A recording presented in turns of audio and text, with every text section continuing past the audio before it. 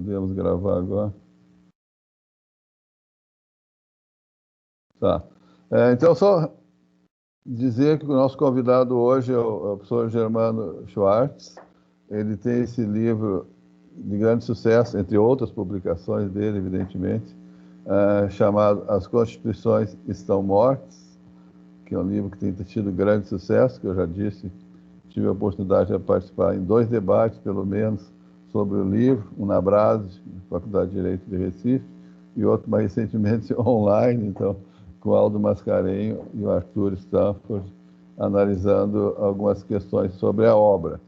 Se trata de um tema que se relaciona com o nosso seminário de doutorado, que se preocupa em analisar as constituições do ponto de vista sociológico, não do ponto de vista tradicional, estatal, mas a partir de uma visão diferente, né?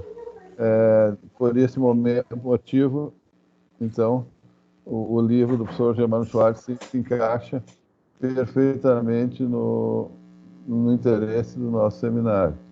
Eu pedi que ele fizesse uma fala para nós, ele tem um tempo até as 13h30, tem que aproveitar bem esse tempo. Eu pedi inicialmente que ele faça uma exposição, coloque as principais questões que ele achar que lhe convém falar sobre esse livro, e depois, se tiver tempo, provavelmente vocês poderão colocar algumas questões. O professor Germano Schwartz, você estava comentando, ele já fez doutorado pela Unicinos, é mais um daqueles que trabalhou conosco aqui com grande brilhantismo. Ele é professor de vários programas de mestrado e doutorado, mas acho que o que interessaria mais dizer para ele que ele não sei qual é o cargo dele mesmo, se é reitor ou hoje é Dean da Uniriter Laureate International University. Então, ele tem um cargo importantíssimo nesse grupo de universidades, né? Ele é também pesquisador do CNPq e ele tem a publicação extremamente qualificada nessa área e tem a atuação internacional de destaque também, com publicações e atividades, acho que no mundo inteiro, né? Que eu saiba, na Espanha, em Portugal, na França, na Suécia, não sei, acho que o professor tem, né, viajado o mundo inteiro e com grande sucesso e divulgação do seu trabalho. Também ele tem organizado a Brase Brasil e participado da Associação Mundial de Sociologia do Direito também com destaque. Então é um professor que vocês veem que está se movimentando muito hoje na globalização e com grande sucesso, então ele tem muito a dizer sobre o que está acontecendo hoje em dia. Para acessar informações sobre o professor, acho que ele mesmo vai deixar, ele tem o site dele, tem o Instagram, ele tem várias fontes de informações que vocês poderão ver que o que eu estou dizendo é verdade, né? Então, de qualquer maneira, antes de mais nada, agradeço muito a pessoa. Eu sei que ele é ocupadíssimo, né? Ele tem atividades que a gente não pode nem imaginar. Então, só de ter aceito vir falar conosco aqui nesse horário, que é um horário hoje muito importante de trabalho, mostra a amizade que ele tem por nós. Então, agradeço muito ele ter vindo e já passo a palavra imediatamente para ele. Bom, boa tarde a todos.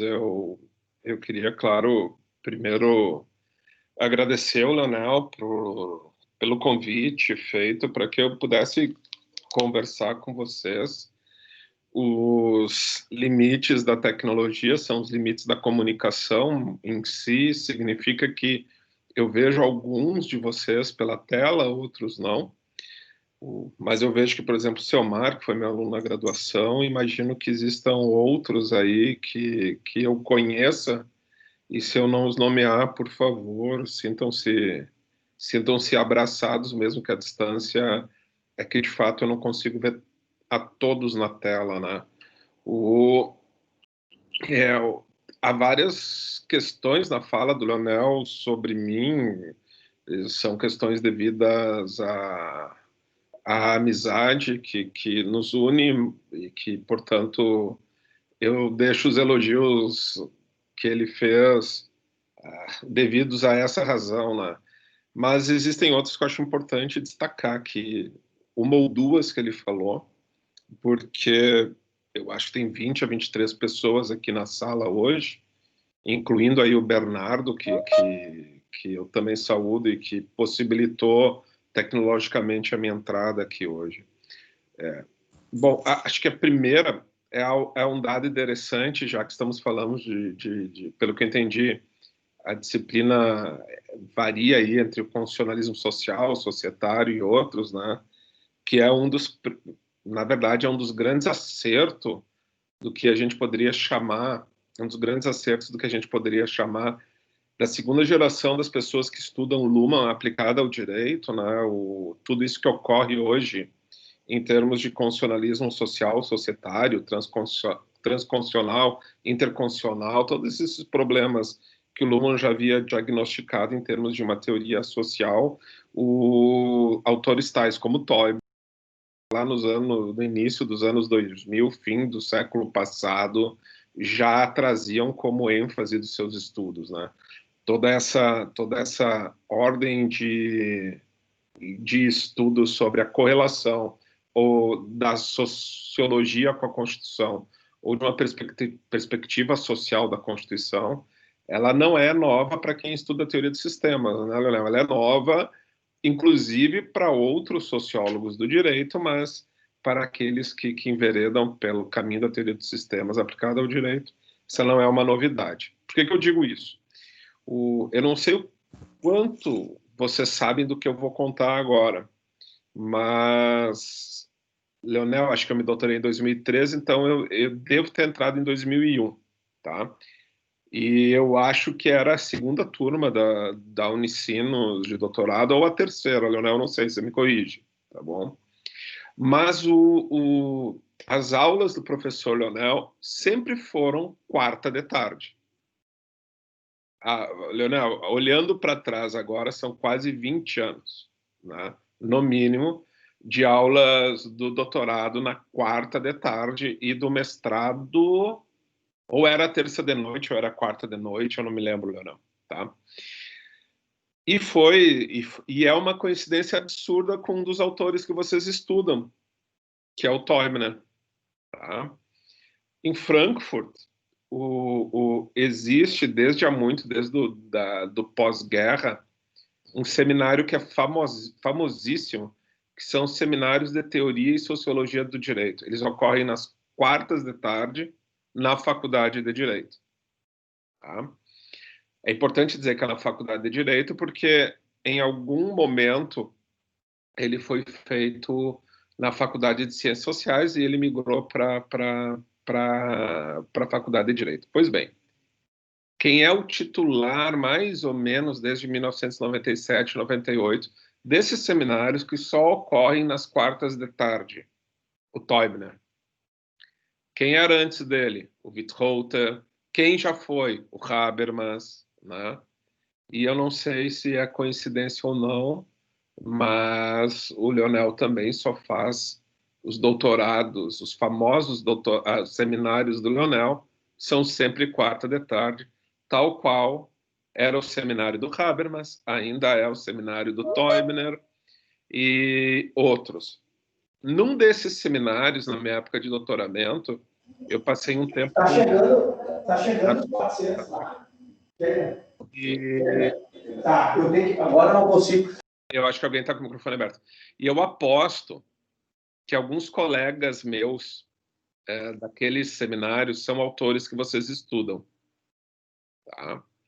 Especialmente na época, o Teubner estava começando a desenvolver aqueles textos, Leonel, de direitos fundamentais horizontais, influência da internet e outros, que quase todos vão sair naquele livrinho verdinho editado pela Unesp, né? Aquele Direito, Sistema e Policontextualidade.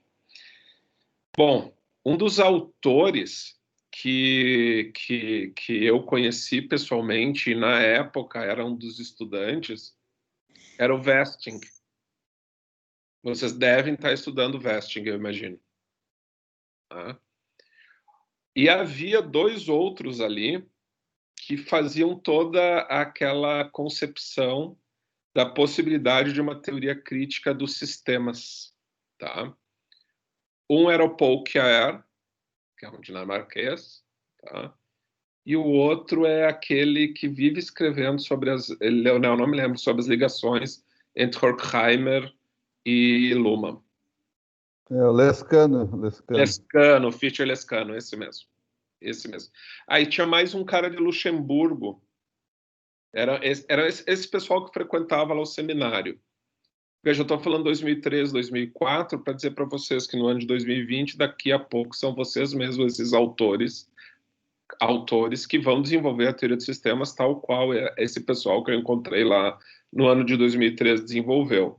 A coincidência toda é 4 da tarde, é vocês estarem sendo orientados ou tutelados na disciplina pelo professor Leonel. Acho que vocês têm uma sorte tremenda disso. Algum dia na vida de vocês, se vocês não perceberam, vocês vão perceber que vocês estão frente não somente a um intelectual de primeira linha, mas a um acadêmico diferenciado em vários sentidos, inclusive no plano pessoal, e que vai, de alguma maneira, sempre olhar para vocês durante a vida acadêmica de vocês, como, por exemplo, né, o Leonel sempre se preocupou com a minha carreira acadêmica, seja com sugestões ou mesmo ligações sobre outros assuntos, para que ele pudesse me aconselhar. Vocês estão nos famosos seminários de 4 da tarde do Leonel, assim como eu tive aí há quase 20 anos atrás. E bem, o tema que eu vou trazer para vocês, ele não deixa de ser um desdobramento de pensamentos que eu, ao longo do tempo, fui elaborando também com o Leonel. Evidentemente que o título que vocês veem aí na tela, ele é um título provocativo, óbvio, né? É muito mais uma escolha da editora do que minha, porque o cerne do que eu vou conversar com vocês e do que eu acho que vai interessar com vocês está no subtítulo, porque são 2 conceitos que eu lanço no texto, tá? E uma caracterização que eu procuro forjar a partir do texto. Os 2 conceitos são, dentro da teoria do sistema, o que eu posso considerar um momento constituinte. O segundo é o que eu posso considerar comunicação condicionalizante. E o terceiro, a terceira caracterização, e não é um conceito, é procurar tipificar, tipologizar mesmo, o que é um novo movimento social do século XXI.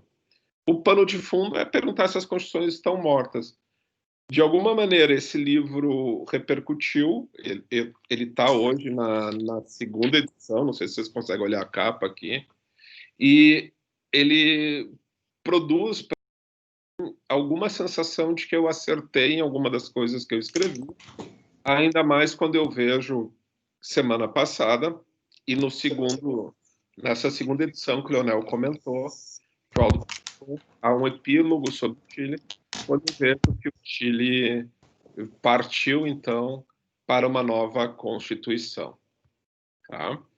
O livro é parte do que eu chamaria de uma trilogia, tá? Ele é um projeto financiado, é a minha bolsa de pesquisa como pesquisador do CNPq. A trilogia começa com um livro que se chama Direito e Rock, e ele está no nome, o Rock, mas o subtítulo é sobre o junho de 2013 no Brasil, em que eu queria contar, e aí para quem tem mais idade como eu e um pouquinho mais jovem do que eu como Leonel, dizer quais eram as expectativas normativas para a Constituição de 88, contrapostas àquilo que se esperava da Constituição no ano de 2013. Eu só usei uma metodologia que é o ROC. O segundo livro é um livro que é de entrevistas com o pessoal do junho de 2013. Ele não é um livro sistêmico, ele é um livro de digamos assim, teoria social aplicada mesmo. Nós fizemos mais de 40 entrevistas semi-estruturadas. E esse terceiro livro seria realmente a parte teórica de tudo, né? Só expliquei isso porque vocês estão vendo na tela. Não é somente a música do Bob Dylan que me importa, até porque alguns que me conhecem sabem aqui que o Bob Dylan é até um pouquinho folk demais para o meu gosto.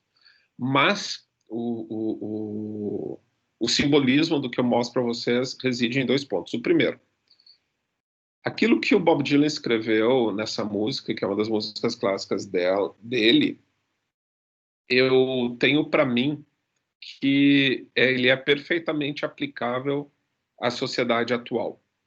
Explico, essa música do Bob Dylan é da parte da obra dele em que ele eletrifica as suas músicas. E é uma canção de protesto que não vai na linha do power flower dominante na época nos Estados Unidos e vai para uma linha de comprometimento político das questões sociais subjacentes às artes. Havia muita coisa acontecendo nos Estados Unidos na época, muitas questões ligadas a direitos civis, muitas questões, vejam, ligadas a racismo, como ocorre até hoje. E o Bob Dylan falava, olha, pessoal, cuidem que os tempos estão mudando. Esse é um simbolismo. Claro, você pode dizer que o bardo de Nova York, como é conhecido Bob Dylan, que ele tenha, de alguma maneira, amenizado suas críticas ou sido absorvido pelo mainstream. Mas um outro simbolismo de eu usar Bob Dylan para vocês, além do fato de que o que ele diz está acontecendo hoje no mundo inteiro, eu posso nomear os movimentos que estão acontecendo no mundo inteiro para vocês hoje, os movimentos sociais. Vejam o perigo, por exemplo, do que está para ocorrer nos Estados Unidos da América com essa eleição. Tá? Eu estou falando do dia de hoje. Eu não sei o quantos de vocês sabem que existe uma guerra no quintal da União Soviética com o Paquistão, tá? Acontecendo agora, e que existem vários movimentos mundo afora postulando por mais ou menos democracia, que é algo que a gente vai falar aqui. Movimentos sociais, inclusive a partir da percepção do Luhmann, não significa que eles sejam bons ou ruins, ou que eles vão fazer a sociedade avançar ou retroceder. Eles são apenas uma comunicação existente entre os demais sistemas sociais. O que vai resultar disso, se há avanço ou retrocesso, essa é uma parte posterior que a gente vai precisar analisar aqui, tá bom? Mas o segundo ponto é que o Bob Dylan, passado muito tempo, ganhou um prêmio de Nobel de Literatura. E aí era só para brincar um pouco para vocês. Quem imaginaria que um roqueiro iria ganhar um prêmio Nobel de Literatura? Então, o mundo está mudando. E ele está mudando de uma maneira que eu posso simplificar para vocês da seguinte forma. Lá no interior, lá em Cruz Alta, um pouco distante da Rosário do Leonel, a gente via, por exemplo, quando uma rã era feita para cozinhar, para comer. Não sei quantos de vocês já comeram rã na vida. Mas a rã é daqueles animais que tem aquele tipo de pele que a protege da temperatura exterior. Dito de outra maneira, a carne da rã só é tão leve para comer porque a rã não fica tensa quando morre, porque ela não sabe que está morrendo. Ela está sendo cozinhada, fervendo, e ela, quando ela apaga, ela simplesmente morreu, sem nem ter qualquer consciência, se a gente pode discutir se animais têm consciência ou não, mas sem ter qualquer consciência de que morreu. Meu ponto é, vocês todos aqui, todos vocês aqui, sabem exatamente, vocês estão vivendo num mundo em que Constituição não é topo e hierarquia de nenhum ordenamento jurídico. Vocês sabem disso. Vocês têm plena consciência disso e vocês podem, se são advogados, pesquisadores, professores, vocês têm, cada um de vocês, exemplos muito claros para dar. Mas o mundo do dever ser kantiano diz para vocês que é preciso, tal qual como a rã, continuar afirmando algo que não corresponde ao mundo dos fatos. Eu não estou querendo ser profeta do apocalipse nem nada. Eu só estou tentando posicionar o problema para vocês. E quando é que eu comecei a ter o leitmotiv desse texto, desse feeling, que, na verdade, todos vocês o que eu vou falar não é novidade. Não é novidade porque vocês estão em constante comunicação com a sociedade. Vocês são sistemas psíquicos que se acoplam com as estruturas sociais e que, portanto, produzem a realidade de vocês. Vocês sabem disso aqui. Então, o primeiro caso desse tipo, de novo, eu tinha um problema, né, assim, quando eu comecei a escrever sobre o tema, né? Como alguns já me ouviram falar, eu vou ser rápido nisso. O que me pegou de surpresa mesmo, em todos os movimentos, foi o junho de 2013 no Brasil. Por quê? Época da Copa das Confederações, brasileiro ama futebol, argentino nem tanto, porque ele vive escalando musto. Enfim, era absolutamente impensável, a melhor época da economia brasileira pelos dados, e aí o Brasil pega e, do nada, tem as maiores manifestações públicas da história do Brasil, e eu vou provar isso para vocês. De novo, o que decorreu do junho de 2013, se bom, ruim, esquerda, direita, para cima, para baixo, gordo ou magro, são outros 500. Mas que ele teve influência no ano de 2020 no Brasil, ele teve. Aí eu comecei a tatear essas coisas. Vocês vão ver 4 exemplos na tela. O primeiro é a Revolução das Panelas na Islândia, em 2009. Germano, a Islândia é um país de 300 mil habitantes, por que você foi atrás disso? Porque foi a primeira vez que talvez vocês tenham topado com algum texto aí que use a seguinte expressão: a failure state, um estado que falhou, colapsou, um estado falido. Foi a primeira vez em que um estado vai à falência. Foi a Islândia. Depois eu vou tentar mostrar para vocês quais são as consequências disso.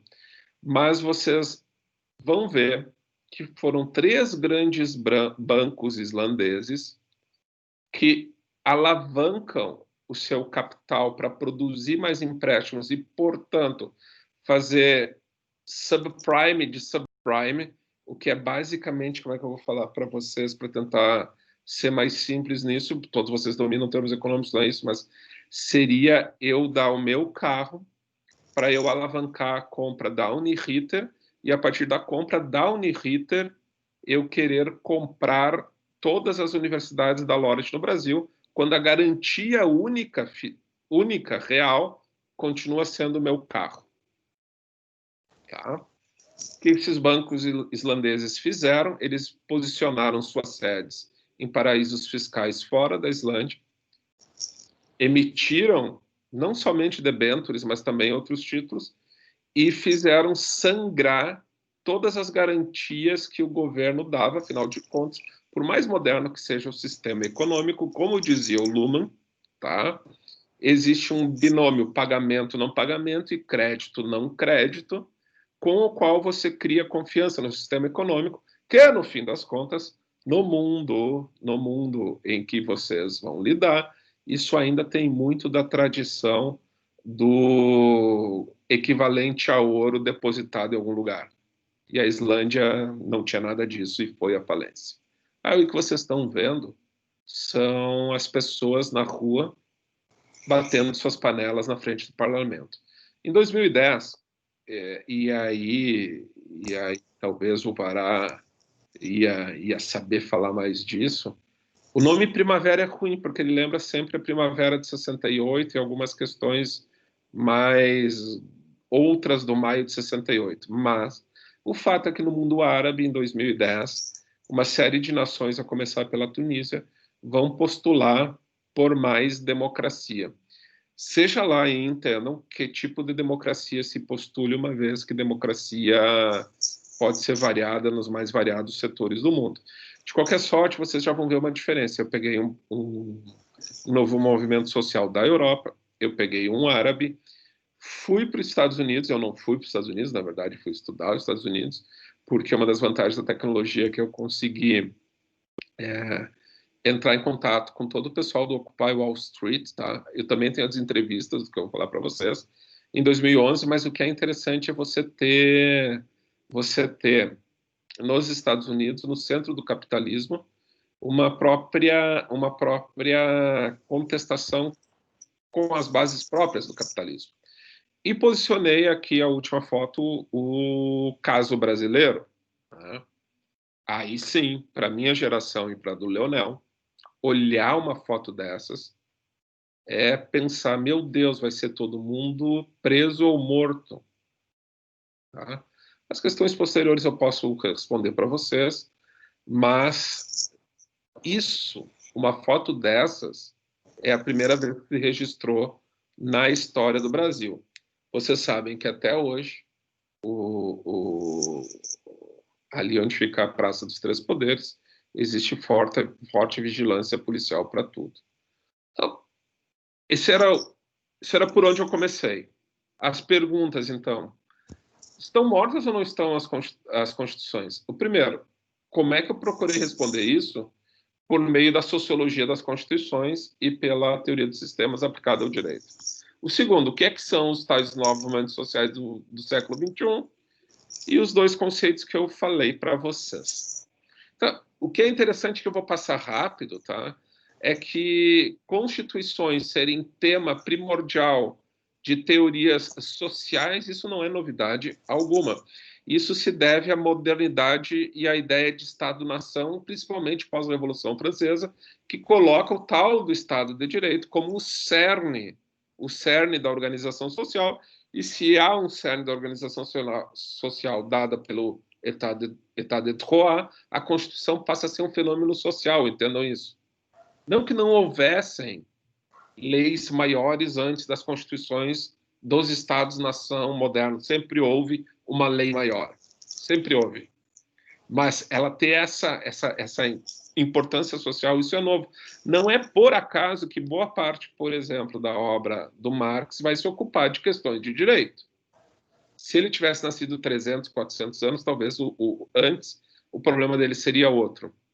Então, tanto Durkheim como Weber aqui, eles vão falar para vocês coisas que vocês já leram. As constituições são elementos integrais da vida em comum de diferentes sociedades.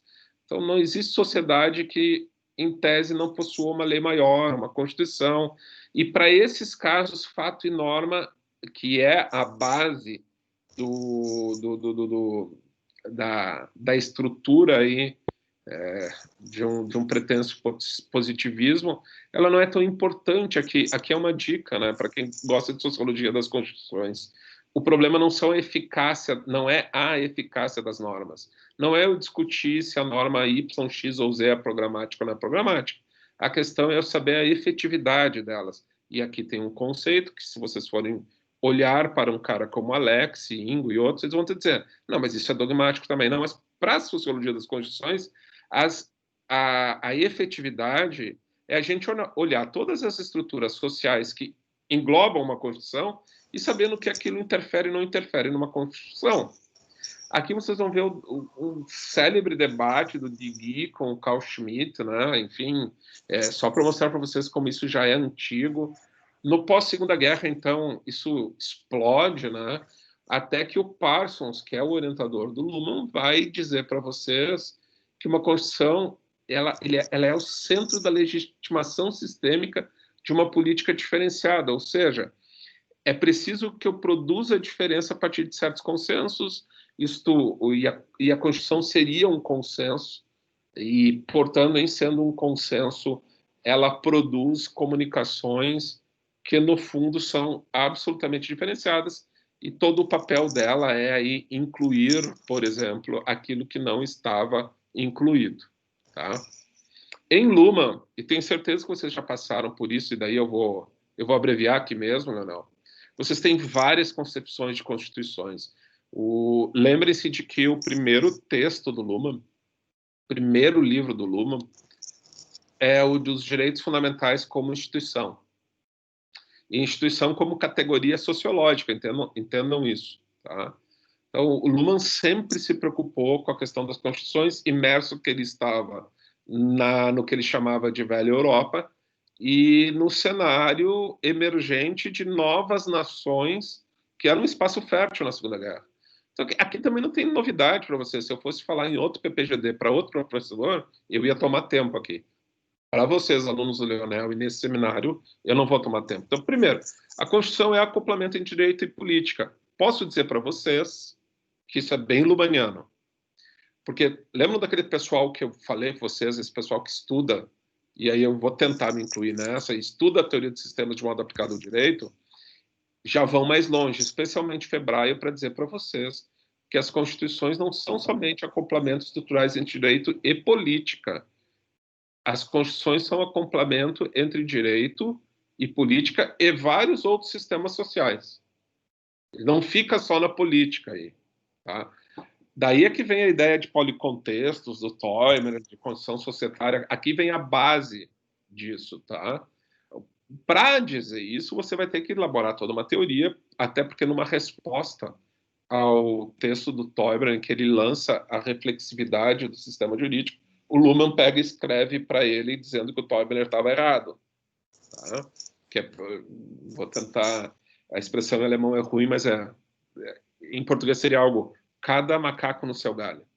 Você não mistura tanto, senão você vai tornar a teoria algo que ela não é. Tanto que o Toymer depois, usando aquela frase, a frase que também é derivada do marxismo, vai dizer, olha, o que é sólido não desmancha no ar. Então, peraí, não transforma isso aqui tanto. Para o Luhmann, também é uma forma de desparadoxizar a política. Aqui eu remeto para um texto que o Leonel tem sobre ele, está lá no Paradoxos da Alta Observação, para vocês entenderem que o ponto cego da política só é possível de ser visto pelo meio do desdobramento do código político e da programação dele. A programação se dá por meio da Constituição. A semântica da inclusão, eu já falei com vocês, a desdiferenciação da sociedade, aliás, pessoal, esse desdiferenciação é um conceito que o Luhmann não trabalha muito. A melhor pessoa para vocês estudarem é o Aldo. O Aldo tem um livro inteiro só para explicar o que é desdiferenciação, porque para o Luhmann o grande perigo de tudo é desdiferenciar demais.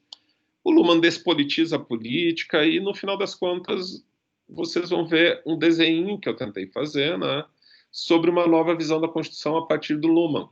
Eu não uso as expressões lícitos e ilícitos para traduzir o resto. Aqui a gente ia ficar 200 mil anos, cada um querendo saber mais alemão do que o outro, mas ninguém vai me convencer que resto é lícito e ilícito, porque no alemão ela é direito e aquilo que é contrário ao direito. E na concepção lumaniana, direito não é somente lei, ela é outra coisa, ela é a unidade da diferença entre direito e não direito, e das comunicações provenientes do sistema interno combinados com o seu exterior. Mas vocês vão ver que a ideia de ação ainda derivada do Parsons é muito forte. Eu coloquei tribunais, eu não coloquei nem o STF, nem nada, e mais modernamente vocês vão ver várias pessoas colocando a palavra órgãos decisores ao invés de tribunais, tá? O Luhmann tem um texto traduzido pela revista da Juris, que é clássico sobre esse tema, é antigo também, mas vocês vão, na verdade, quem vai advogar mais a teoria daquilo que vocês estão estudando, que é o constitucionalismo social societário, vai dizer, inclusive, que um advogado, na hora de decidir como interpõe uma ação ou não, pratica uma decisão, e é dessa maneira que ele reafirma ou não reafirma as constituições, ou até mesmo numa empresa que por hora ainda é americana, não sei o que vai virar, se vai virar nordestina ou se vai virar paulista, sei lá quem vai adquirir a Laureate, vocês vão ver que, inclusive, códigos de conduta corporativos, eles podem tomar esse papel decisor de fazer comunicações constitucionalizantes que não dependam única e exclusivamente do Estado. Bom, eu fiz uma brincadeirinha aqui, porque dizer tudo isso para vocês é uma afronta à vaidade humana. Você já sabe o que aconteceu com Copérnico, você já sabe o que aconteceu com Darwin, com Freud, cada um com as suas teorias, né? E o que eu vou dizer para vocês é que uma grande afronta à vaidade do jurista, do operador do direito, é dizer para vocês que a Constituição não é centro de nada, né? A Constituição não é, desculpa, a Constituição não é topo de nada, ela não é hierarquicamente superior a nada, e que, frente ao sistema da sociedade, ela tem uma função importante, mas existem outras com função tão importante quanto. Tem um detalhe nessa foto, não sei quantos de vocês já viram essa foto, assim, para valer, né? Esse é o escritório do Luhmann, mas se vocês olharem pro vidro, né, vocês vê uma pessoa tirando a foto, tá? Leonel, aquele é o De Giorgi, vocês sabem disso. Se tu olhar bem pro vidro, tu vai ver que é ele, tá? Bom, essa é uma foto famosa do Luhmann. Bom, o Toimler, que é o autor de preferência para vocês, ele vai explicar isso como é do feitio dele, usando o Toimler talvez dos sistêmicos aquele que usa as metáforas de uma maneira mais inteligente. Ele vai usar a ideia do Kingman Embodies, né, para dizer para vocês que a diferença entre sistema e ambiente ela vai assumir várias faces, né? Como é no texto que ele cita e que a gente lê isso, como é a questão de Janus e as duas faces da moeda, né? Então, se de um lado eu vou ter um sistema do direito em que comunicações constitucionalizantes, eu estou usando meu conceito que eu vou mostrar para vocês depois, elas são, inclusive, ambientadas de forma inconstitucional, afinal de contas, vocês viram, vou pegar só um exemplo que vem na cabeça, vocês viram ontem a decisão lá do caso da menina, essa da Marina Ferrer, né? Se ninguém apelar, se ninguém fizer nada, vai ter uma decisão claramente inconstitucional validada dentro do sistema jurídico, tá? A ambiência, né, aquelas comunicações constitucionalizantes também vêm de fora, seja por meio de um Twitter do Gilmar Mendes, seja pelo meio da Maju no jornal Hoje, questionando algumas questões, tá? Essas duas faces da moeda do Toimler vão lembrar para vocês, basicamente, que a Constituição tem uma origem altamente sangrenta e, aliás, nesse caso, quem quiser ver o La Révolution, que é a versão de terror sobre o terror e o grande terror, que foi a Revolução Francesa do Netflix, esteja convidado porque um dos paradoxos do Kingman Embodies do texto é dizer para vocês que a pluralidade foi construída em cima de muito sangue e de muito autoritarismo.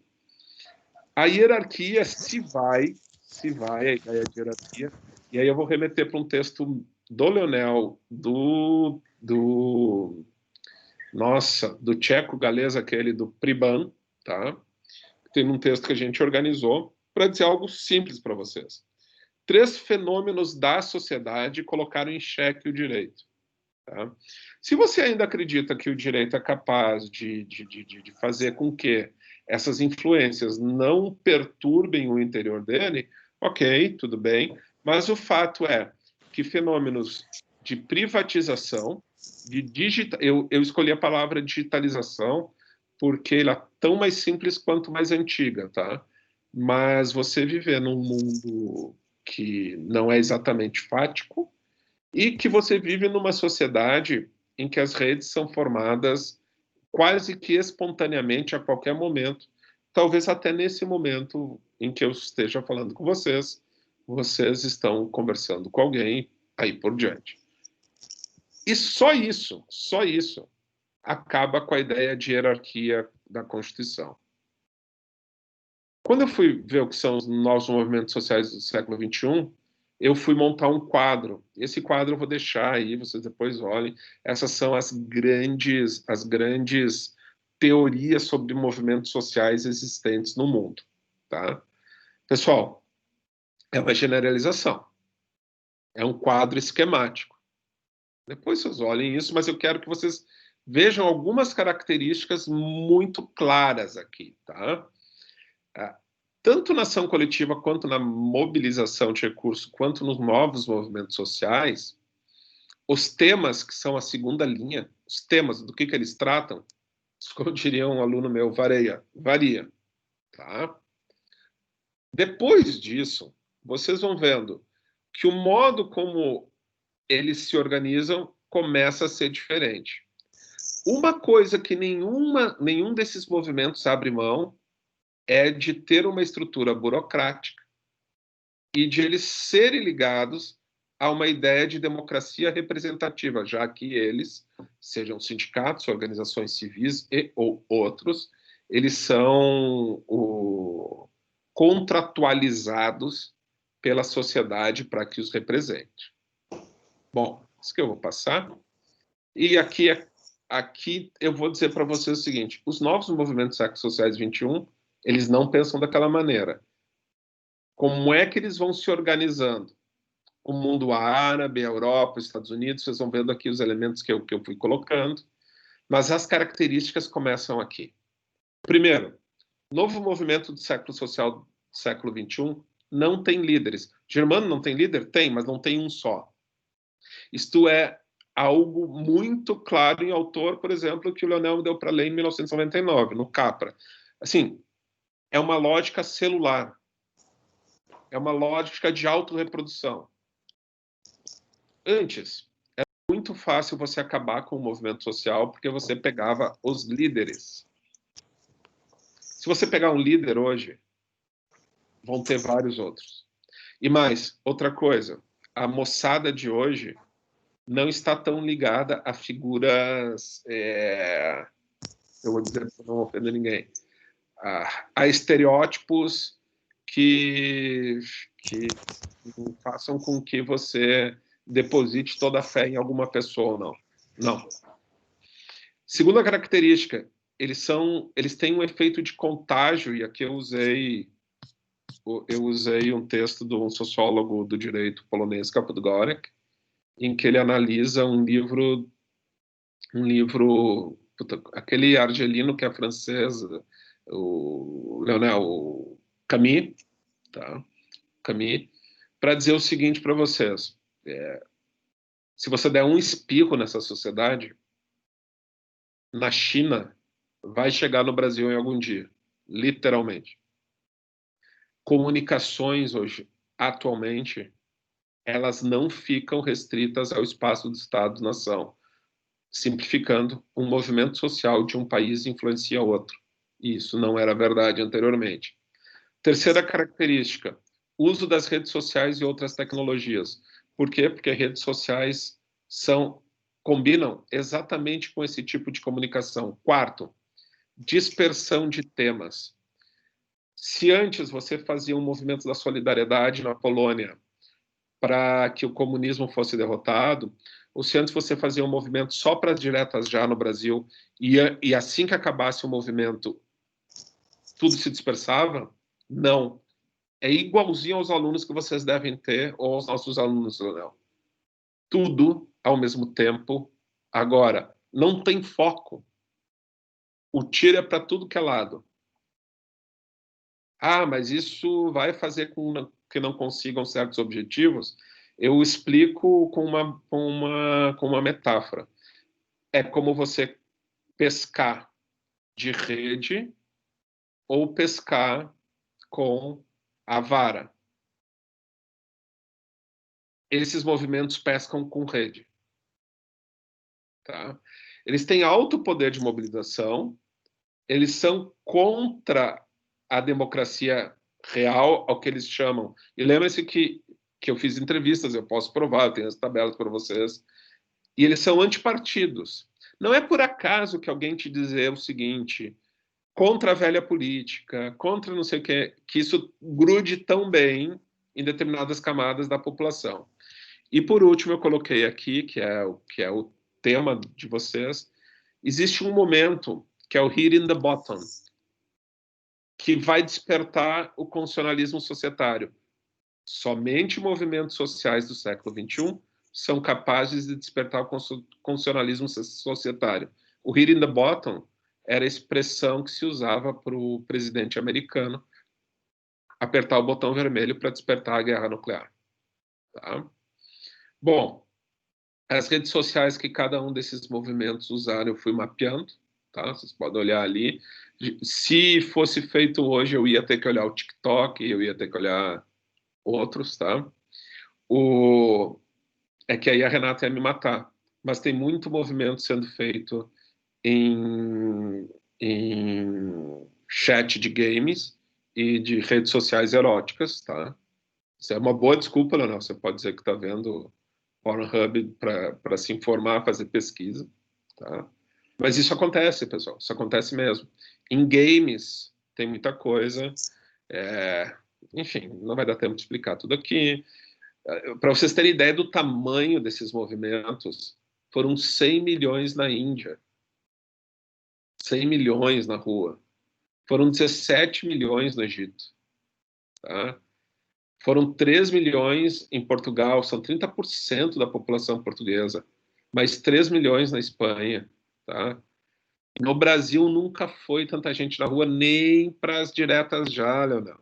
Diretas já era um bando de malucos, se lembrar, que ia para uma praça louco de medo de tomar bala. E assim que fazia o comício ia embora. Aqui ficaram horas nas ruas. Eu posso mostrar como é que são os métodos de protesto aqui. Outra característica que vocês vão ver desses novos movimentos sociais do século XXI não são nem as marchas, mas eles são movimentos assembleístas. Tá? Aqui tem uma clara crítica à formação do Estado-nação e uma clara conexão com o funcionalismo societário. Depois, ocupações são método de ocupação. Vocês vão ver que eles não ficam só na virtualidade. E, claro, tem desobediência civil. O restante, vocês vão vendo que não tem muita diferença, exceto um, que é o hacking e o whistleblowing, os leaks, né? Vocês já estão acostumados a receber grandes denúncias, não mais pelo Jornal Nacional e outros, mas sim por sites e vazamento de informação. Tá? Então, onde é que a gente anda? Eu peguei um autor bem marxista, como o Badiou e o Zizek, para dizer o seguinte: nós estamos enfrentando o renascimento da história, essa é uma expressão do Badiou. Essa é uma época em que nós vivemos, perigosamente ou não. Existe um autor português que eu gosto muito, que vai dizer, olha, essa é uma sociedade da austeridade e do trabalho de exceção. Né? Poxa, isso que ele escreveu antes da Covid, imagina durante a Covid, como ele ia falar do direito de trabalho de exceção. E eu botei uma expressão do Olívio Dutra aqui, que é uma expressão que, para mim, traduz bem o que é esse constitucionalismo social. Capilarização constitucional, como se comunicações constitucionalizantes fossem entrando em vários sistemas e fossem neles imiscuindo. Então, esses são os dois conceitos que eu lanço para vocês. Então, o que é uma comunicação constitucionalizante? É uma comunicação que tem que vir sob o formato de um novo movimento social do século XXI. Germano, os outros tipos de movimentos sociais não fazem comunicação constitucionalizante? Não, porque eles se esgotam na medida que eles conseguem o objetivo. Depois, tem que ser sobre o formato tema ou protesto, tá? E que um grau em outro, quando é absorvido pelo sistema político, vai fazer com que isso seja tratado de um modo que não seja jurídico e que não seja ético. Desculpa, pode ser jurídico, pode ser ético, mas esse não é o ponto central da análise do sistema político. Bom, tem 200 exemplos, vou botar 2 só para vocês sobre o exemplo brasileiro. Logo depois do junho de 2013, no ano de 2014, houve mais de 1.500 projetos de lei na Câmara dos Deputados do Brasil. Desses 1.500, tá? Isso está no livro, não está na apresentação. Desses 1.500, mais de 80% na exposição de motivos dizia algo parecido como: tendo ouvido as vozes do junho de 2013, vírgula. E isso servia tanto para projetos, digamos, de inflação de direitos como de desinflação de direitos. Então, comunicações constitucionalizantes são absorvidas pelo sistema político e, de alguma maneira, elas não precisam ser necessariamente juridicizadas ou eticizadas. Momentos constituintes, de outro lado, são aqueles momentos raros, assim, veio e foi, que é exatamente o momento e que a gente consegue uma reorientação comunicacional. Tá? Exatamente como aconteceu semana passada no Chile. Exatamente. Aquilo é raro, que existe tamanha influência que você pressiona todas as altas constituições dos sistemas sociais. Não é só o sistema do direito que é feito isso. O Aldo Mascarenhas trabalha isso a partir da crise constituinte, que é o conceito que ele desenvolve. Tá? Então, pessoal, vocês vão passar raras vezes pela vida de vocês por um momento constituinte. Tá? Reorientar a comunicação significa, sistemicamente falando, reorientar os polos, aí vou usar bem a linguagem do Teurer, atratores das comunicações. Tá? Tecnicamente, sistemicamente, é esse o conceito. Tá? O que foi a jornada de junho no Brasil? Eu mapeei, vocês vão ver todas as relações aqui que houve. O que a Islândia fez para isso, por exemplo? Fez uma Constituição votada no Facebook, ela ainda não promulgou essa Constituição. Na Tunísia, uma nova Constituição foi feita. Aqui eu já vou passar. Vocês vão ver aqui, esse é o preâmbulo da Constituição da Tunísia, eles citam as revoluções lá. O Occupy Wall Street teve tanto o Bernie, 20%, esse cara teve 20% na votação dos Estados Unidos. Isso aqui ele nem é tão de esquerda assim para quem é de esquerda, mas para o americano normal, ele é o comunista do comunista do comunista. Ele teve 20%. Mas o Trump ganhou. No problem. É exatamente isso que é uma comunicação constitucionalizante. E, aliás, hoje eu não sei se o Trump ganhou ou o Biden ganhou ainda. Tá?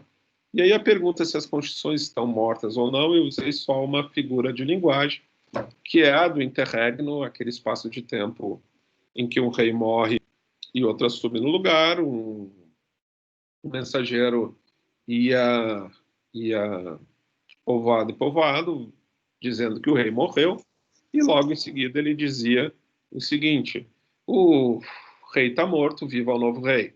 Então, vocês nos seminários de quarta-feira de tarde do Leonel já sabem que as constituições morreram, mas vocês já estão dando alvíceras às novas constituições, porque é exatamente isso que está acontecendo. É exatamente isso que vocês vão vivenciar cada vez mais.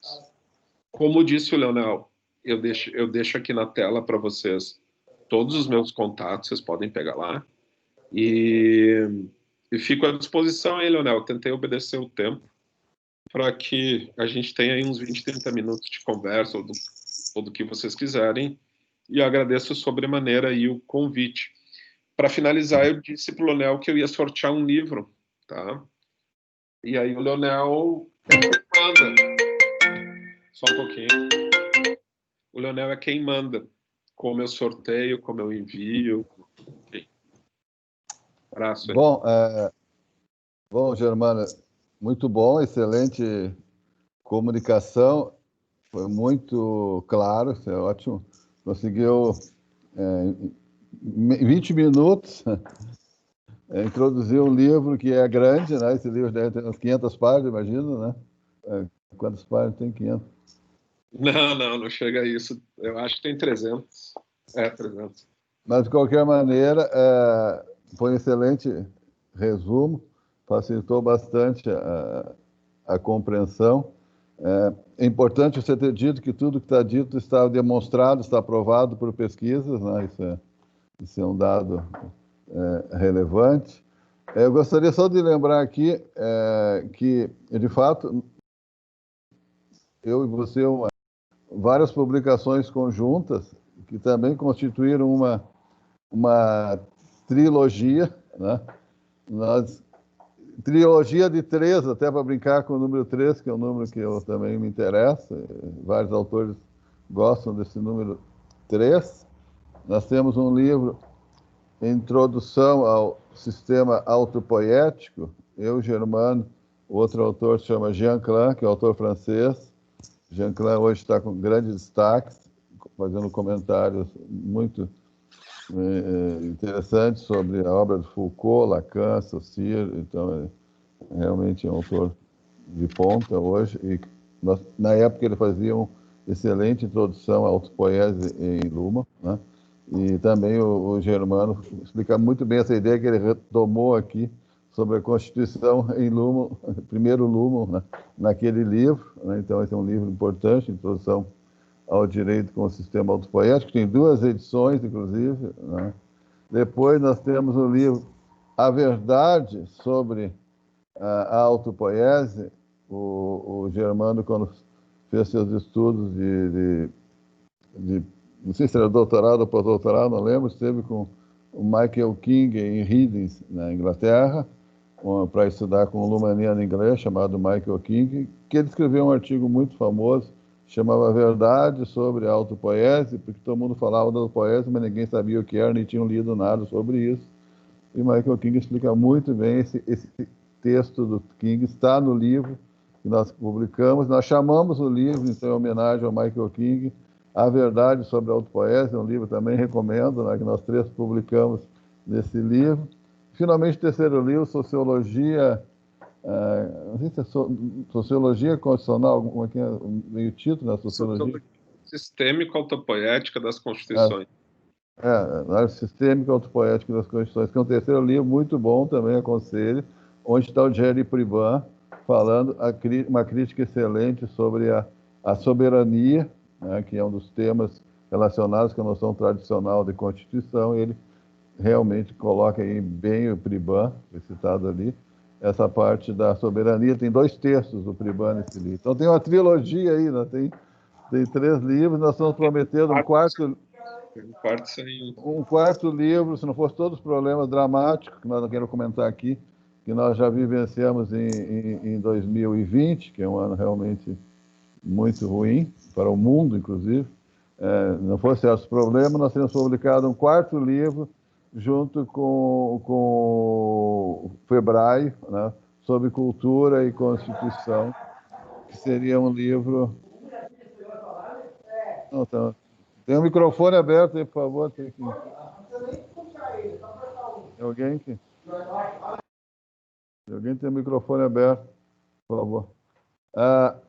Bom, que eu estava explicando, então, que nós temos a trilogia e mais esse livro que vai sair até o ano que vem, provavelmente, sobre Constituição e cultura, junto com Alberto Febraio, italiano, que é um dos autores que escreveu o livro, junto com Toibner também, sobre questões de paradoxos constitucionais, que é um autor italiano exatamente excelente, que nós temos contato com ele. Então tem toda aí uma bibliografia interessante.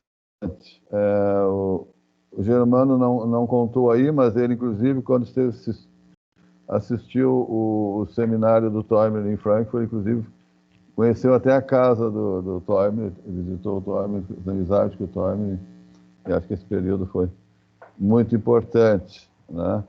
Também o Germano teve a oportunidade em Paris de retomar um contato importante que nós tivemos com o André Jean Arnaud, um professor importante sobre a questão da governança na sociologia, e a esposa dele, brasileira, Wanda Kappeler, né, que hoje é professora da Unila Salle, mas que é professora brasileira em Paris. Então, aí tem toda uma série de contatos. O professor Germano também trabalha em ONHAT, Instituto Internacional de Sociologia do Direito, que é um dos centros mais importantes na Europa, no País Basco, de análise sociológica, né, que é muito, muito importante. E, então, só estou comentando todo um estudo que ele fez durante anos desse tema, né? Não sei se o professor Germano saiu agora, mas se ele está disposto, eu colocaria agora a palavra para quem quiser colocar algum comentário, alguma crítica, alguma dúvida. Aberta a palavra para quem quiser.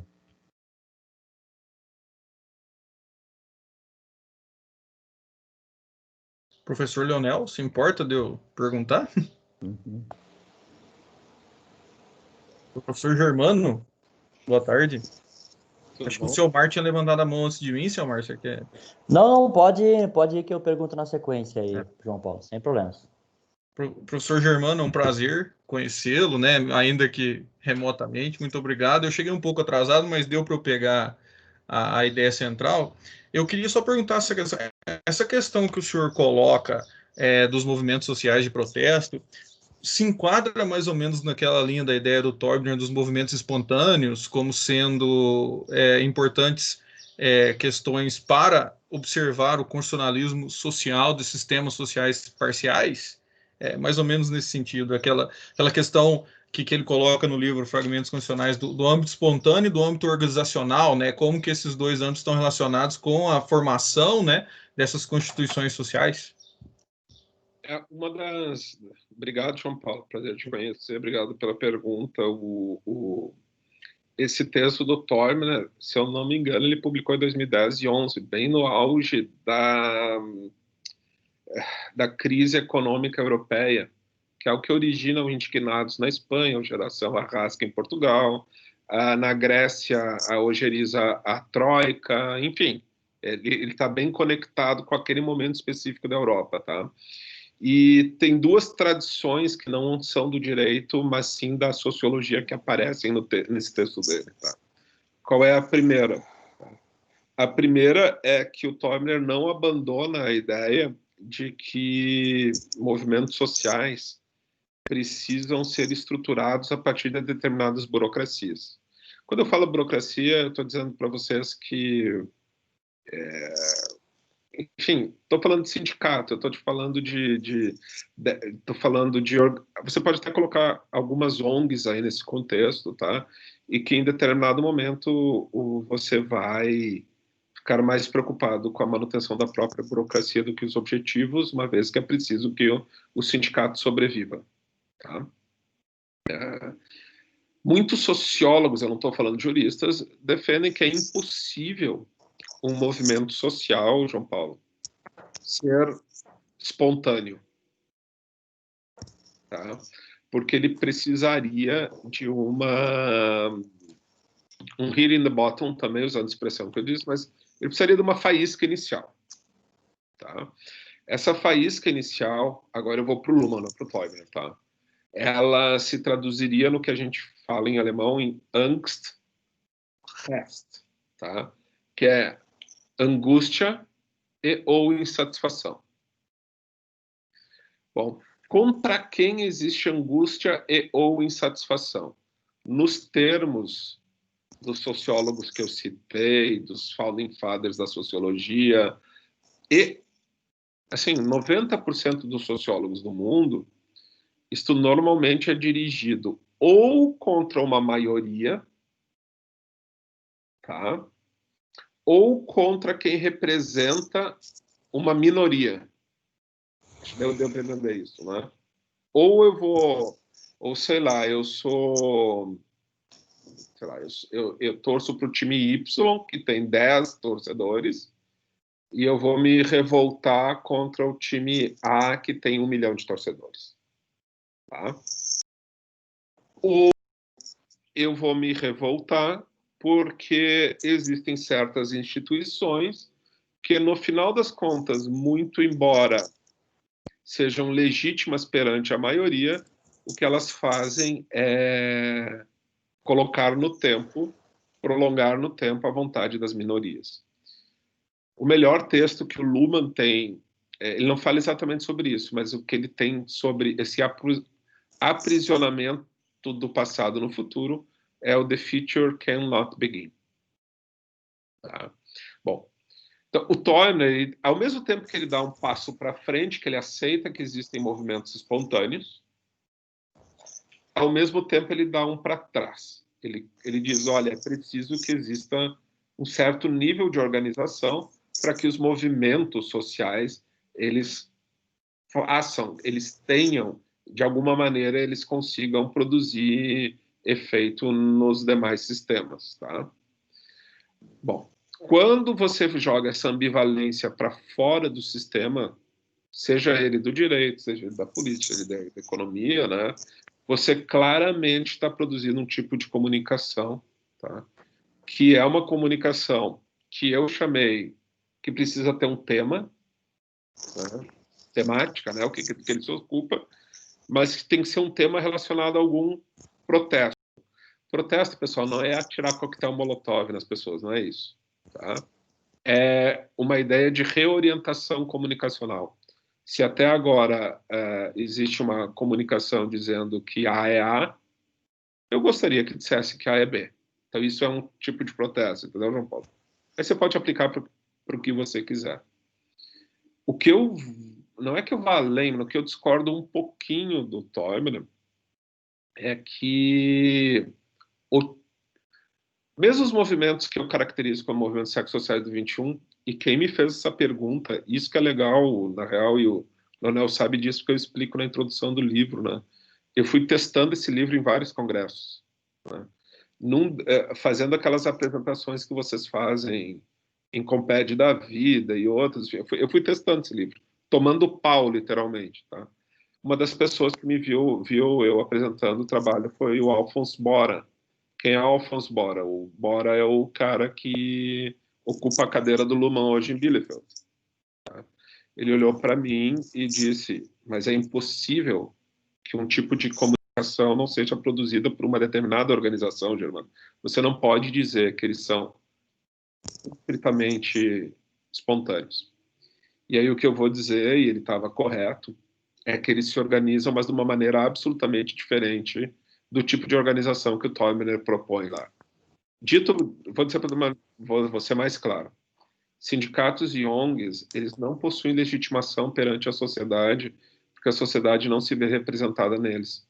E aí vocês vão ver que você prefere se organizar no Twitter, você prefere achar um bando de gente que pense como você, mesmo que seja para fazer aquilo que o Humberto Eco falou, dar voz para os idiotas, né? Mas você vai se organizar de outras maneiras, tá?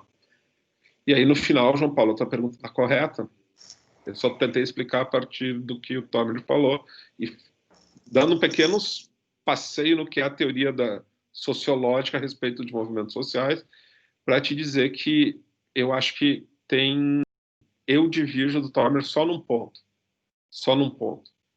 O tipo de organização dos movimentos sociais do século XXI é muito diferente. Não é que seja melhor, não é que seja pior, tá? Não é que seja mais magro, não é que seja mais gordo. Mas o fato é que você pode entrar numa comunidade de hackers e eles têm, inclusive, constituições deles mesmos. Não sei se vocês já viram. Códigos de conduta deles mesmos. Você pode entrar numa sociedade de... como é que se diz os caras que gostam de colecionar selo? Numismáticos, eu não me lembro se é esse exatamente isso. Filatelistas, eles vão ter suas regras. E tudo isso hoje passa daí, usando um autor como o Leonel falou ali, que é o Arnaud, beyond, belong, above do Estado, sabe? Isso são coisas que o Neves explica com a tese de transconstitucionalismo, por exemplo, mas aí, para mim, é centrada muito mais nos problemas interestatais. Não sei se respondi, eu confundi mais, João Paulo, mas é por aí. Não, sim, senhor professor, tranquilo, né? Justamente era essa. O final aí o senhor rematou com talvez o que eu queria. Não que eu queria escutar, mas o que eu queria aprender. Obrigado, senhor, viu, professor? Bom, obrigado, João Paulo. Acho que é o Selmar agora. Olá, professor, boa tarde, tudo bem? Tudo bom? Essa pergunta eu acho que a gente já discutiu em outros momentos, enfim, mas eu ainda fico com esse questionamento, enfim, ouvindo a sua exposição.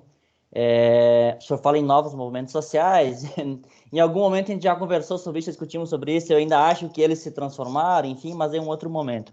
O senhor fala em fragmentação, né? E aí a pergunta que eu lhe faço é a seguinte, me parece que existe também uma fragmentação dos próprios movimentos sociais, dos novos movimentos sociais, que de fato hoje não são mais organizados pelos velhos métodos, né? Não tem mais aqueles líderes tradicionais, de forma hierarquizada, enfim, mas eles estão na rede. E considerando que hoje nós temos fragmentos constitucionais também em vários sistemas parciais, a pergunta, não sei se é uma pergunta, mas enfim, um questionamento, que é uma indagação minha também, né? De que maneira hoje esses movimentos, esses fragmentos de movimentos do século XXI, eles estão introduzindo comunicações que sejam ao mesmo tempo de reorganização ou de desestruturação de alguns sistemas. Essa é uma pergunta que eu me questiono, assim, e quando isso vai para o mundo transnacional, né, e aí podemos pegar como um exemplo o sistema econômico, já que o Torme gosta bastante disso, né, como eles poderiam ser, eu não sei se a palavra correta para o ponto de vista sistêmico, se positivo ou negativo, acho que isso não é a questão. A pergunta é como eles poderiam ser ou mais organizacionais ou ter uma comunicação no sentido de auto-organização desses sistemas parciais.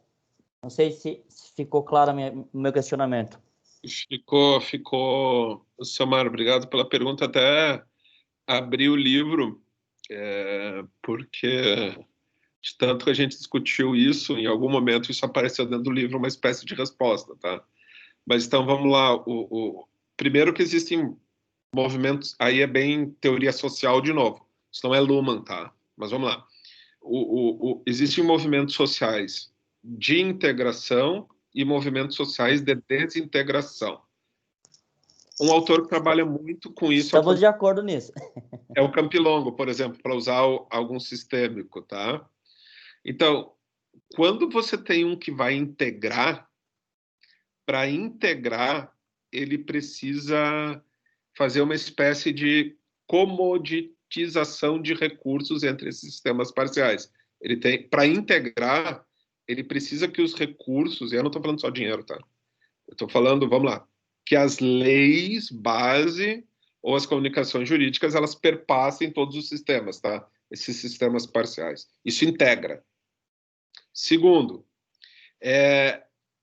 quando eu integro, por incrível que pareça, eu não vou ter o mesmo procedimento em cada um desses sistemas parciais, né?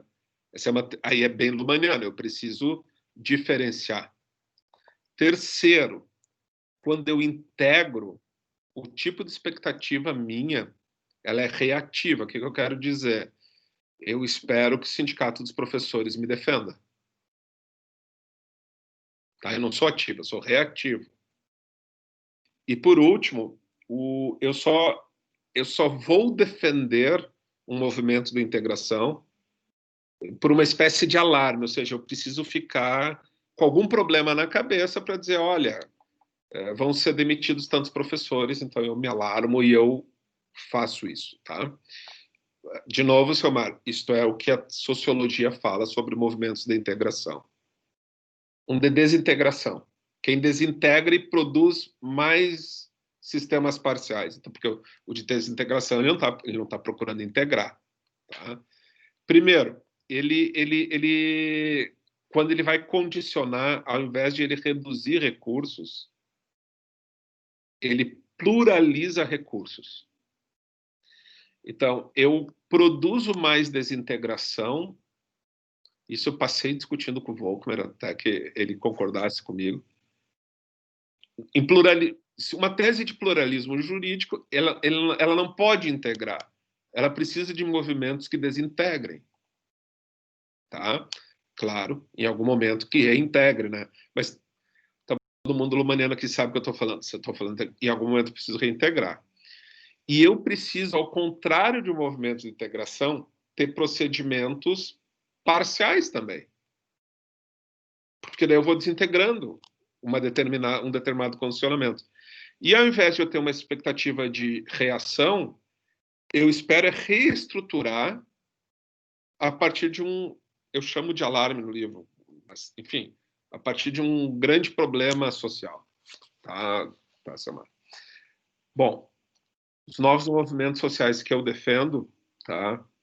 Eles são de integração ou de desintegração?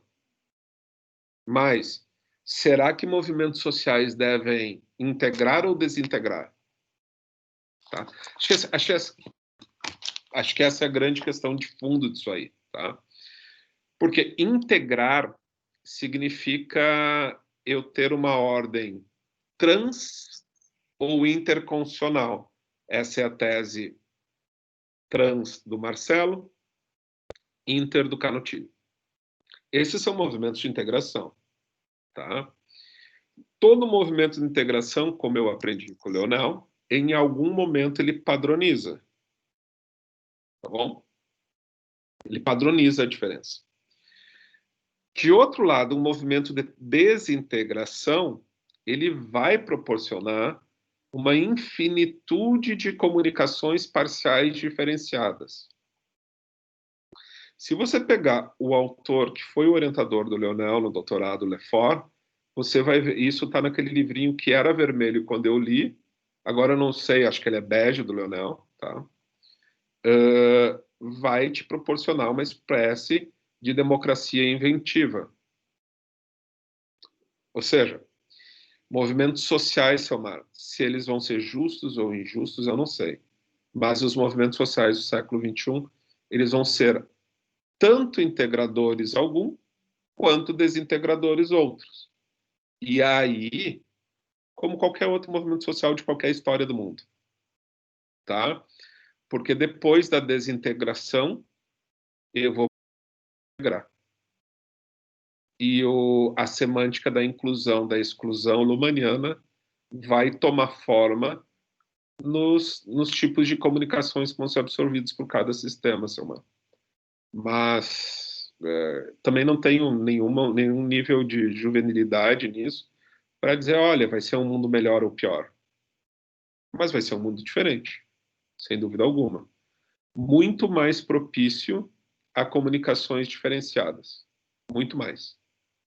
E que vai fazer com que você possa ter minorias sendo mais ouvidas ou menos ouvidas, como em qualquer época, de qualquer momento da história do mundo. Você só tem uma potencialidade da comunicação por meio do uso das redes sociais hoje que a gente não tinha antes. Só isso.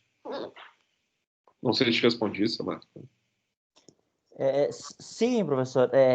Sim, respondeu. Eu continuo ainda, porque esse é um tema que eu tô me debruçando na minha tese, e a gente já fez todo um mapeamento com o professor Leonel, e isso começou, inclusive, no grupo de pesquisa em que era coordenado pelo senhor aqui na Serra Gaúcha, que eu faço todo o mapeamento desses movimentos indo hoje na Suprema Corte, representado por audiências públicas, enfim, mas que em algum momento eles ainda recorrem me parece, pelo menos, esses movimentos de desintegração ou integração, enfim, perspectiva que se esteja olhando, né?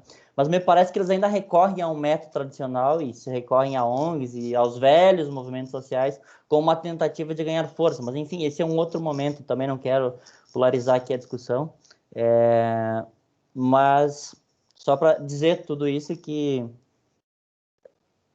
é um movimento que me parece que vai muito mais pela desintegração, me parece que são muito mais, talvez, exitosos pela desintegração do que pela integração, ou pelo movimento de denúncia. Me parece que a denúncia é muito mais uma democracia contínua, é muito mais efetiva quando eles negam, fazem a negação da negação, né, do que uma tentativa de inclusão. Mas, enfim, fica para uma outra discussão, professor. De qualquer maneira, parabenizo pela brilhante palestra. Legal.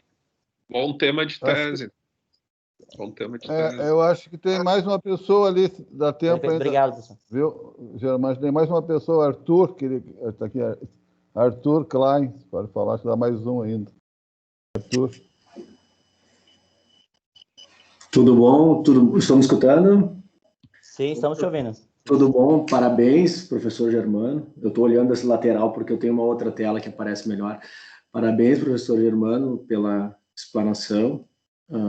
É pertinente num cenário que a gente vem estudando aí do Teubner, né? Que é uma matéria complexa. Eu trago um questionamento a respeito de como o senhor vê essa essa dificuldade ou inviabilidade de uma construção transnacional, que Toibner fala bastante.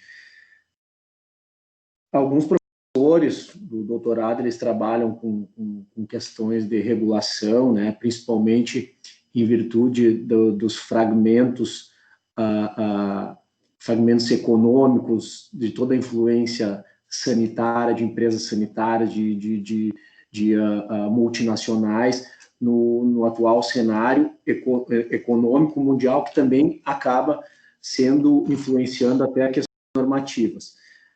Como é que o senhor vê essa possibilidade, ou não, de do Estado participar de uma maneira mais efetiva dentro desse controle, principalmente tecnológico, que vem sendo assim cada vez mais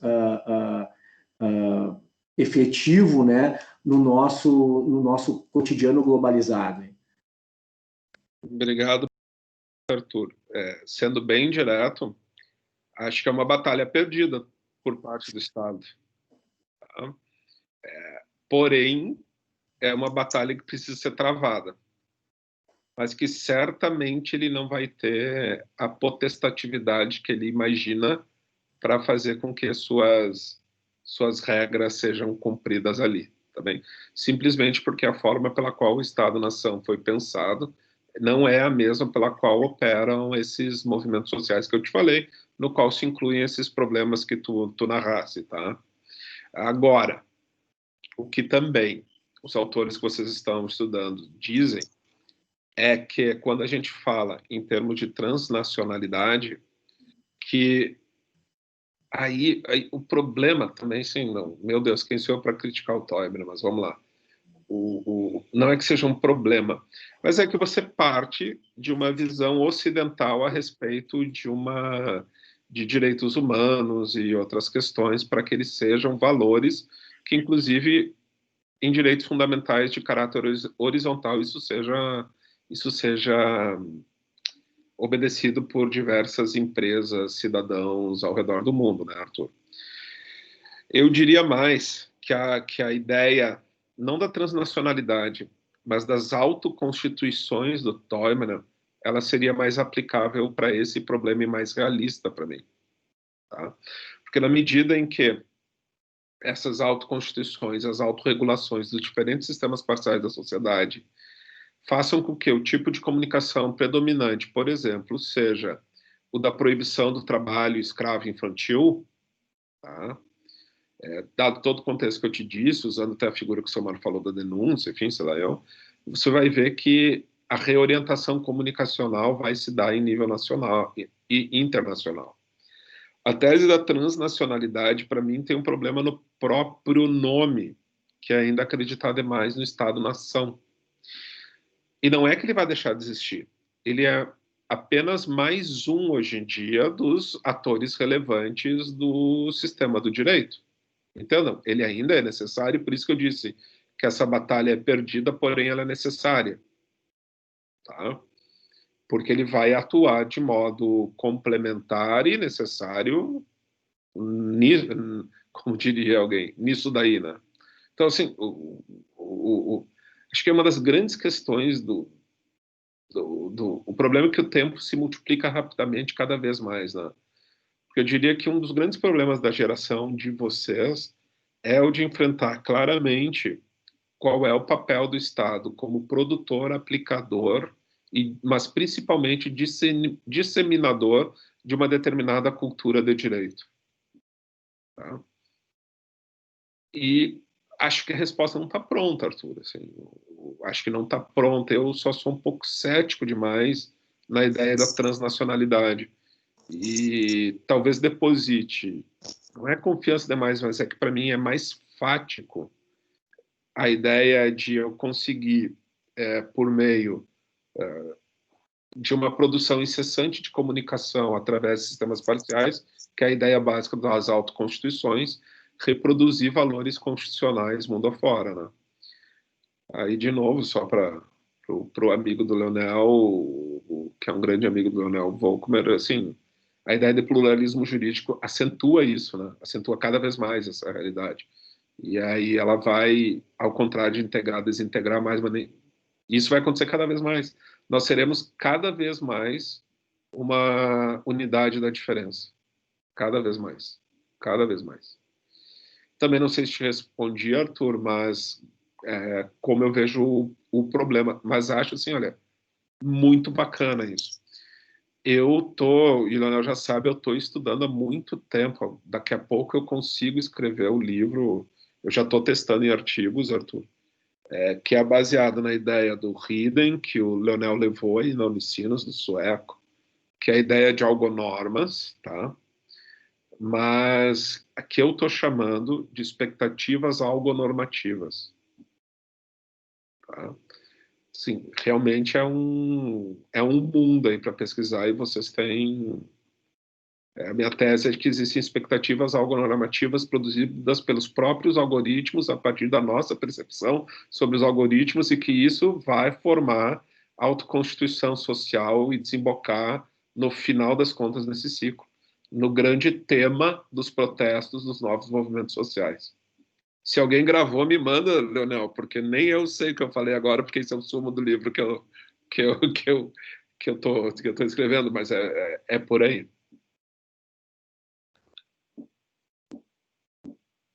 Agradeço a resposta. E eu estava tentando hoje de manhã lembrar de um case que eu li ano passado e vou procurar melhor aonde, que é um case da multinacional, P&G, enfim, que é quanto ao Estado, a dificuldade do Estado em regular determinadas questões, principalmente questões tecnológicas, nanotecnológicas, enfim, nesse sentido.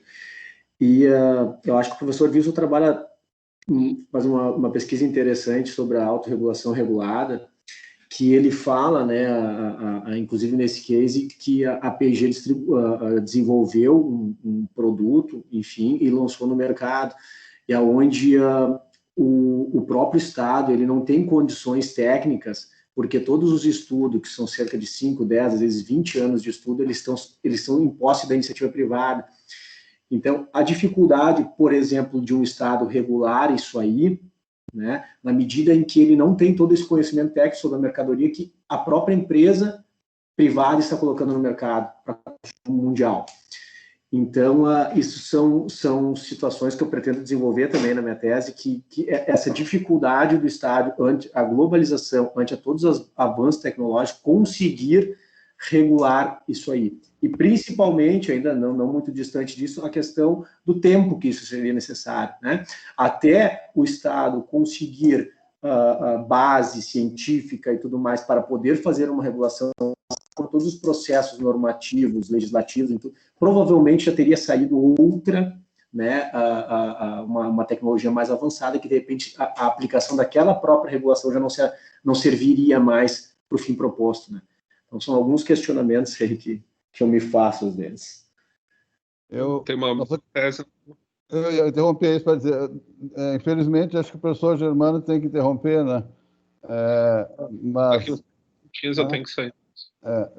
Mas eu queria dizer que o Toynbee fala em fragmentos, não fala em transconstitucionalismo, né? Ele fala em fragmentos, o Toynbee, né? Mas eu acho que ele usa nacional nos primeiros textos. Não é. Transconstitucionalismo não é do Toynbee. Não é do Toynbee, né? Não.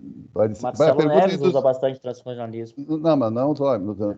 Está induzindo, parece que o Toynbee é assim, o Toynbee não é assim. O Toynbee é bem pelos fragmentos, inclusive, até o título do livro. Só queria colocar que a questão do Germano, se ele poderia continuar mais, ele pode continuar, ótimo. Acho que mais uns 5 minutos eu consigo mais uma pergunta, Leonel. Tranquilo. Tá tudo gravado, Germano. Tá bom. Tinha mais um que era na lista, tinha uma lista aqui. Tinha o Jaime, professor. Tem Jaime. Tá, a última pergunta, o Jaime, por favor. Tá bom. Boa tarde, professor. Boa tarde, professor Germano. Boa tarde. Tudo bom, Jaime? Tudo bom, professor. Lhe parabenizar pela excelente palestra, né? Enfim, saudar e poder dialogar com o senhor novamente. Mandar também um abraço aí, muito respeitoso à professora Renata, com quem eu estudei até o ano passado, e eu sou muito grato pessoa dela e tal. E, felizmente estou aqui, mas a gente não está fazendo convite junto com ela lá e com o pessoal lá na La Salle, né? Mas enfim, professor, eu sempre que eu participo aqui no seminário do professor Leonel, eu peço um pouco de desculpa, porque eu estou me educando no vocabulário lumaniano, eu sempre repito essa expressão, mas então eu estou meio que na coleção Primeiros Passos ainda, né, da teoria sistêmica e do constitucionalismo societário. Mas o que eu queria lhe perguntar é o seguinte: eu posso ler as constituições estão mortas como uma teoria das constituições sociais? Porque eu fiquei pensando, a teoria constitucional antiga, centrada no Estado-nação, ela se fragmenta, né, para usar uma expressão do Teubner, frente a essas constituições sociais.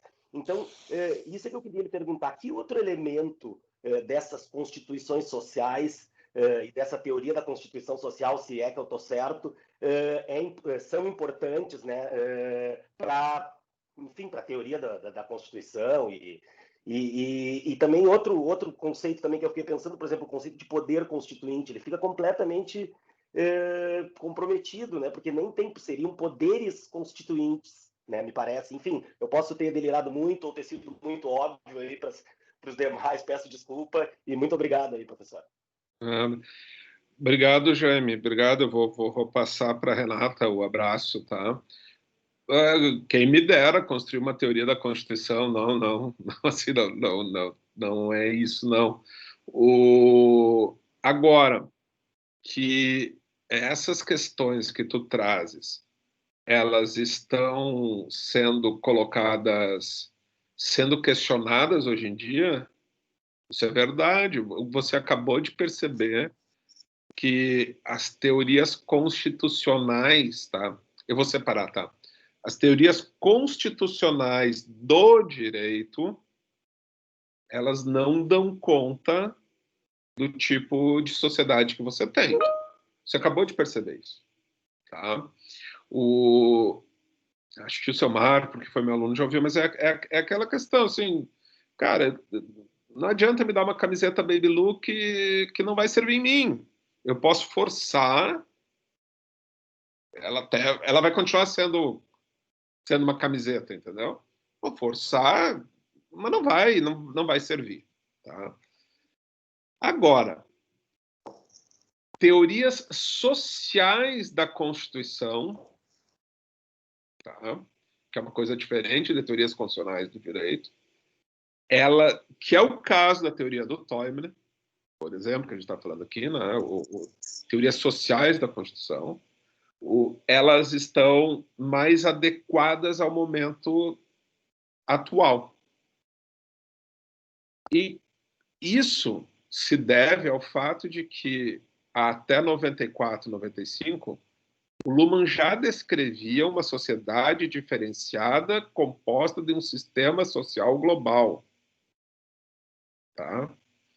Dentro desse tipo de concepção, você necessariamente precisa entender que os fundamentos em si de uma teoria da constituição do direito, eles não casam, né?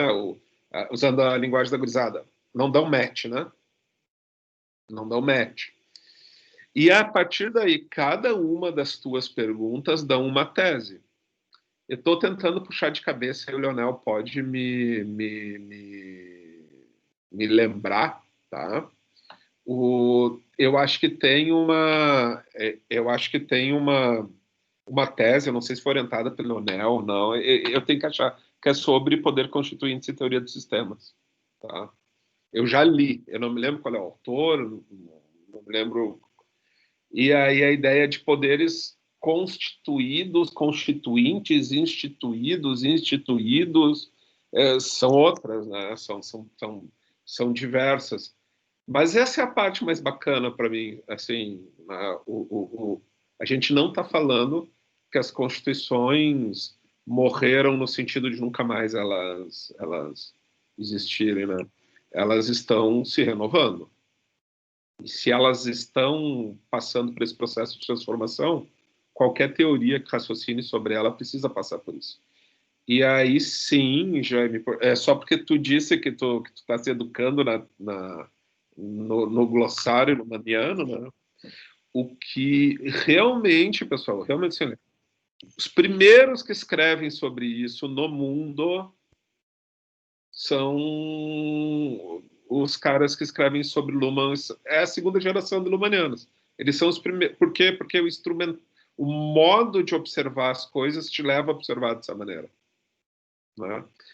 Daí que quando você pega teorias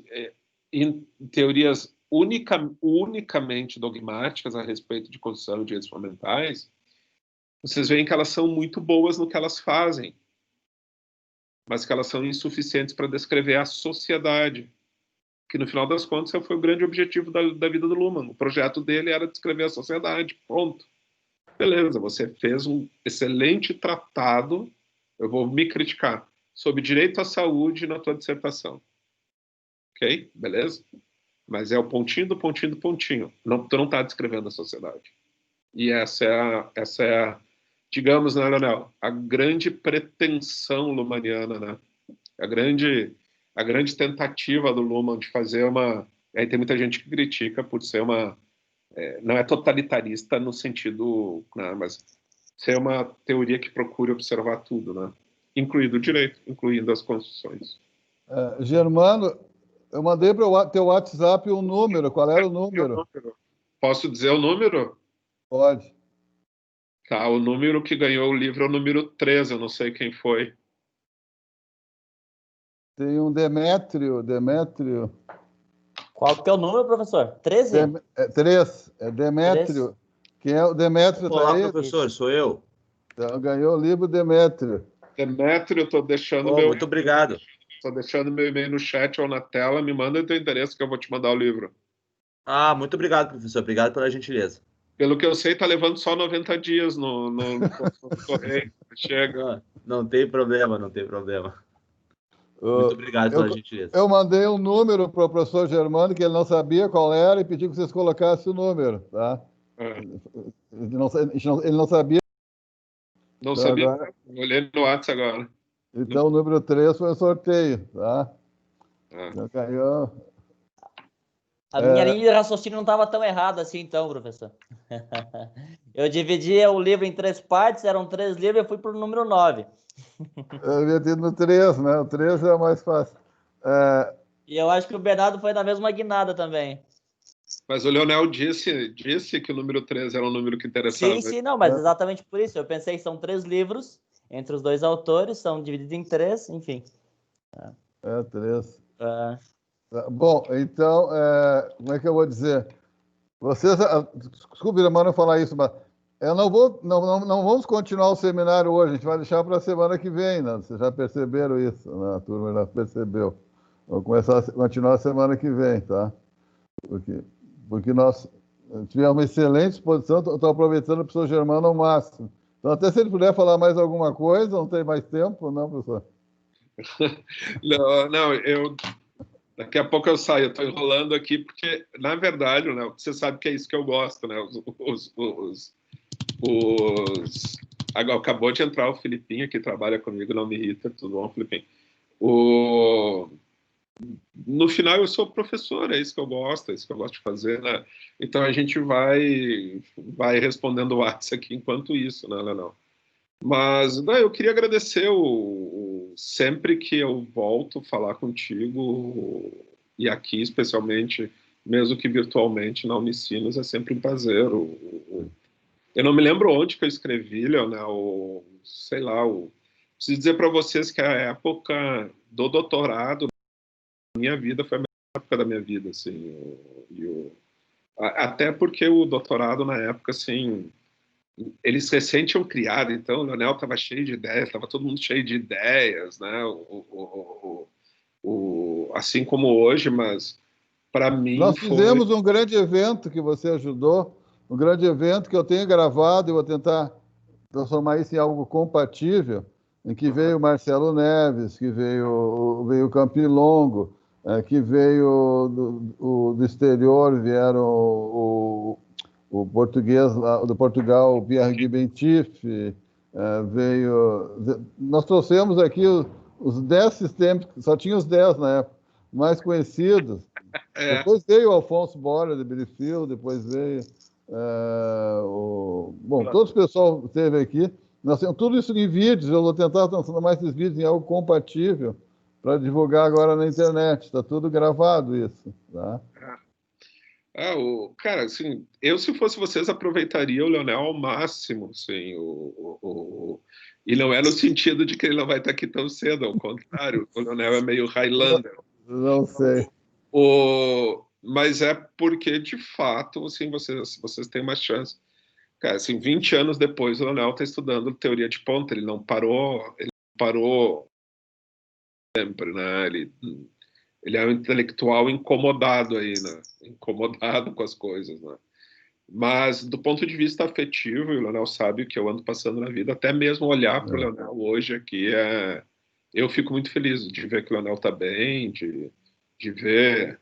Mesmo aqui eu vi que a Grazi estava aqui da FSG também, o Filipinho, isso alimenta a alma um pouco, né, Leonel?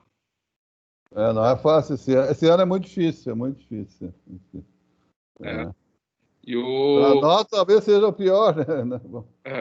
Aí só uma piadinha entre todo mundo aqui que é sistêmico, mesmo que a gente converta aí o Jaime e outros, né? A piada que nós tínhamos lá no ano 2000 é que para fazer uma janta dos sistemas do Rio Grande do Sul, eu e tu ia jantar sozinho, lembra? Agora já tenho 5.